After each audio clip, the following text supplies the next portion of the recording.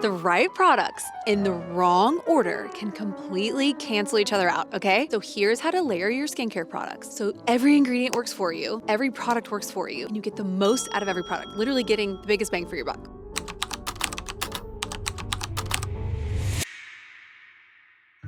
I would say layering skincare is one of the most common questions I get, and it's one of the most common things that people get wrong, and it can make a huge difference in how your products perform.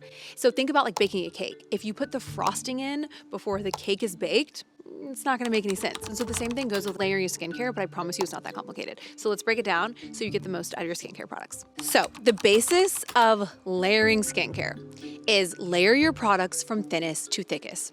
General rule of thumb, it won't steer you wrong about 99% of the time. So if you listen to nothing else, remember that. As we're getting into, first you're gonna cleanse the skin. If it's the morning, let's go over the morning routine first. Your morning routine is all about prevention and protection. So what you're gonna wanna do is you think about ways to protect your skin from the environmental exposures, pollution, the sun. We always wanna start with a clean slate, a clean base, okay? So whether you're cleansing your skin in the morning with a cleanser or whether you cleanse with water, doesn't really matter. There's differing opinions there, but generally if you're more oily, acne prone, you definitely want to cleanse with a cleanser. If you're not sure, you can always just use like a gentle cleanser, but either way, you're wanting to start with a clean slate. And from there, you go in with toner or toning pads. I love this as a second step after cleanser. One, because you can see, is your cleanser really working? If you're swiping your toning pad on your face and you're seeing whether it's makeup or skincare or whatever, then you know you're not cleansing your face enough. And that's a real indicator that you need to be cleansing more effectively. So then you're jumping into your toning pads. And then I love, while the skin is still damp, to start applying serums. The way I would recommend doing it is during the day, since we're all about prevention and protection, we're definitely not forgetting an antioxidant. So I would recommend using a vitamin C immediately after using a toner or toning pads. And I'd like to do it while the skin's still damp so it absorbs more. So think about a wet sponge. You're gonna get more product absorption on a wet sponge. Same thing applies for your skin. I use an L-ascorbic acid-based vitamin C. It's the most well-researched vitamin C out there right now. And so I use it, starts working immediately when it touches the skin. It does its thing. I use it morning and night. Not only does it help to boost collagen production, fight free radical damage, and free radicals are gonna damage your skin. So it helps to slow down and prevent premature skin aging and boost the efficacy of your sunscreen. It is a must in a morning routine, and it goes right after your toning step. Then you're gonna jump into your targeted treatment serum. So if you're using a brightening serum, or if you're using a anti-redness serum, a skin strengthening serum, any type of treatment serum is gonna go after your vitamin C serum. From there, you're gonna go into an eye cream if you use one. You would need to test this out. I use all of my products around my eye area, and if you have sensitivity to your eyes, just test them out.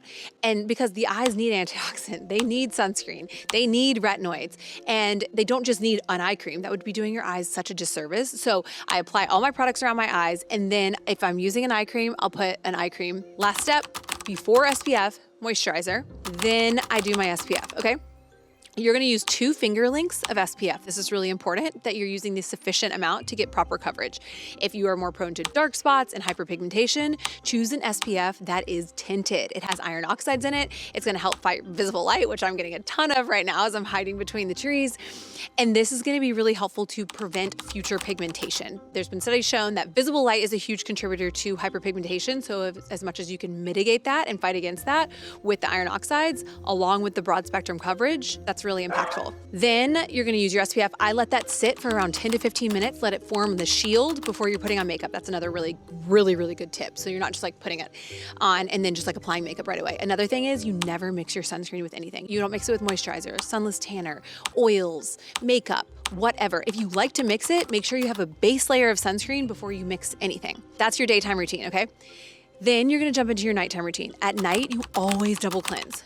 The first cleanse gets off the day, the makeup, the debris. So you can use an oil cleanser, you can use a micellar water, a cleansing balm. There's all sorts of things you can use for your first cleanse. Then you use a targeted cleanser for your skin type as your second cleanse. Then you can use a toning pad, and this is again a true test. If your toning pad is dirty after that, then you need to be cleansing longer. I would cleanse at least 30 to 60 seconds. It's much longer than a lot of people think. After you cleanse, you do your toning step, like I said. I recommend a twice daily vitamin C because at night your body produces collagen and your body needs vitamin C to produce collagen. So you use vitamin C and then you use any targeted treatment if you're using in prescriptions, anything like that, that's where it would go there. You use your eye cream, you use a retinoid, and you lock everything in with a moisturizer. If you like using a facial oil, then you can apply that the very last step. One of the biggest mistakes I see people do is they apply a facial oil before things and nothing can penetrate that facial oil. That is the last step in your routine. And that is how you layer your skincare, AM and PM.